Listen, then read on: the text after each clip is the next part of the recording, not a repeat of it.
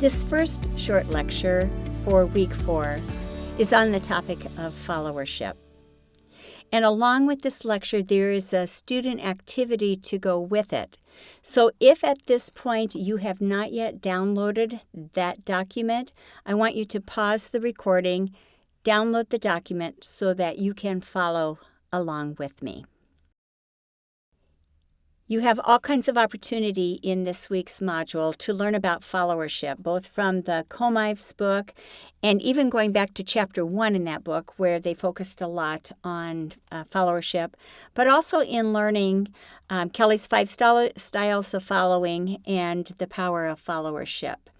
The questionnaire in front of you on the screen, I want you to take thinking about where you follow and who you are as the follower.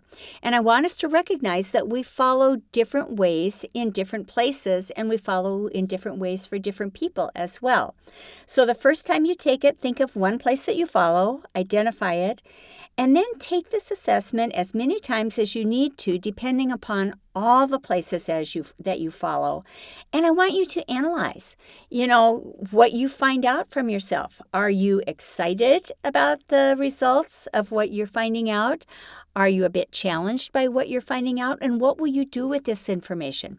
This is an excellent tool to use with your teams as well, to get to some of that information that maybe is one of those crucial conversations that's hard to have, but by starting with this assessment is a great way to get that dialogue started. I want you to understand this week, who I am as a follower, but who I am as a leader of followers. Max Dupre, we've talked about him in earlier weeks, says that leaders and followers don't sit on parallel lines, always close but never meeting. Leaders and followers are all part of a circle. And I love that image because the parallel lines would be like the railroad tracks.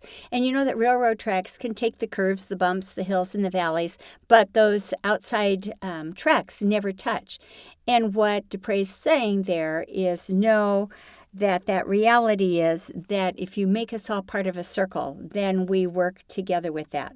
So as you think through this week, think through it from 2 different lenses. The first lens is me as a follower. In all the places that I follow, how do I follow? Where do I follow? And that will be different, again, as I said earlier. But then the second lens to consider is me as a leader of followers.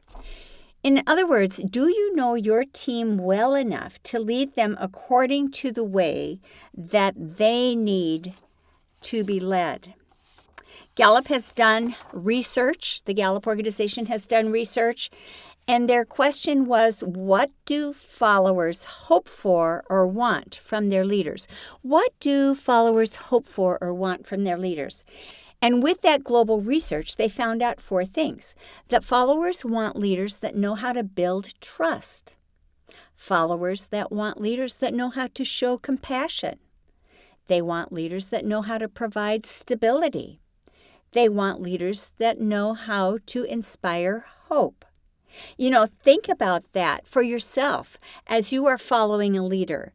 Does your leader know how to build trust with you or show any kind of compassion toward you or your team? Are they providing stability? And how do they inspire hope? Generate that enthusiasm and momentum. But then you always have to turn the mirror around to yourself as a leader and say, and how am I doing that with my team? Am I building trust with them?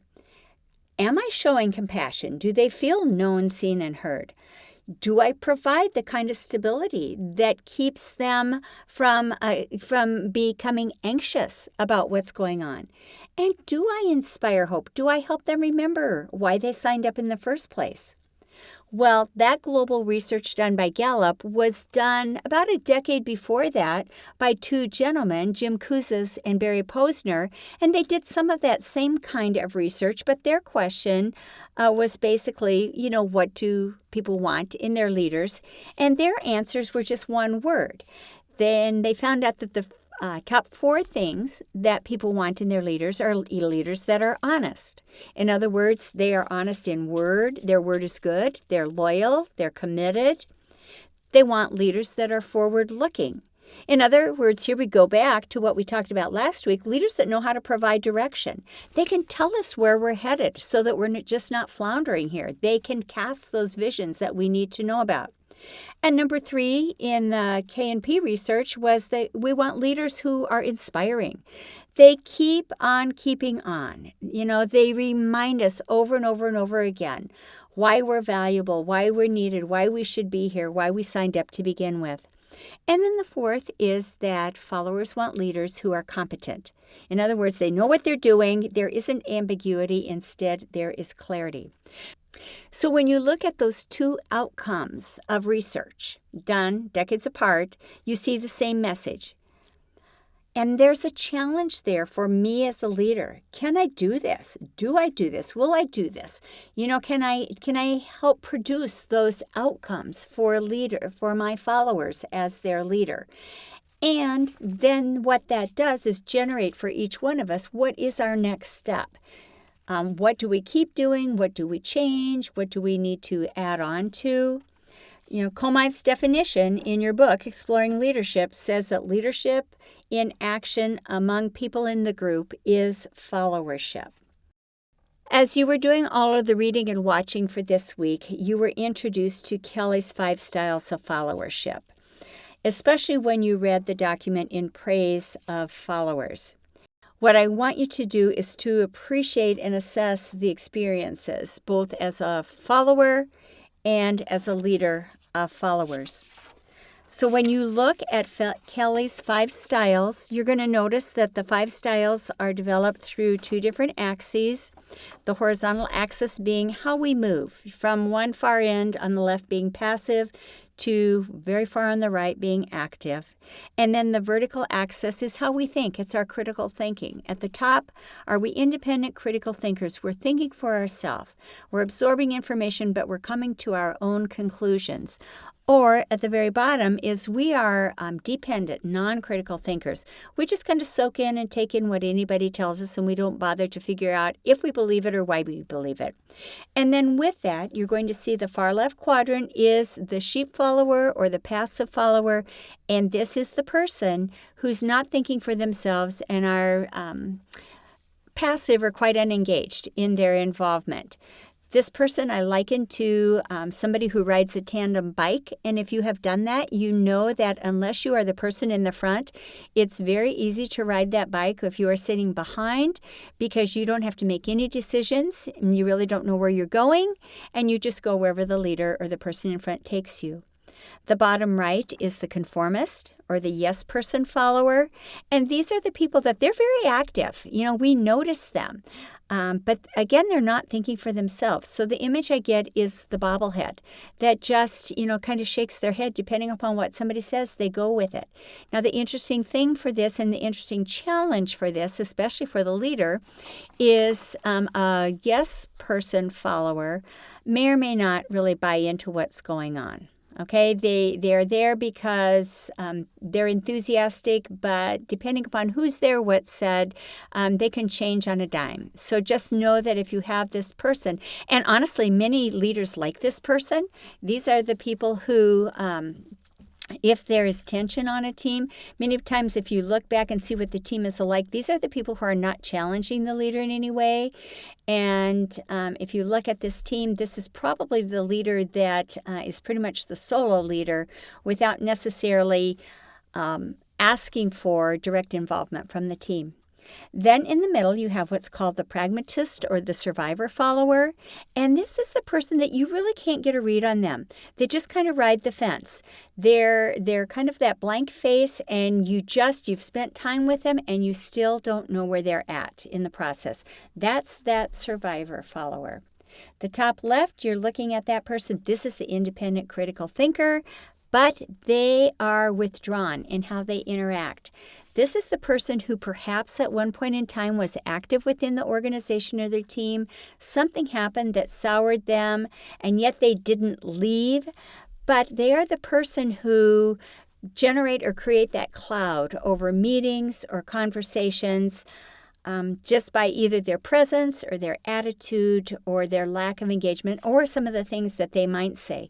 The problem with the alienated follower is if they are not dealt with, if they are not talked to, they can become very toxic to the organization and to the team and to the leader, for sure. And this is the person that the leader really needs to go talk to and generate value into them, find out why they are having the perspectives they have.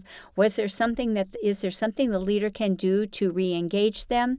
And or at points in time, this is that tough, crucial conversation that needs to happen to invite that person to leave, to generate the value in them, but encourage them to use their valuable self somewhere else.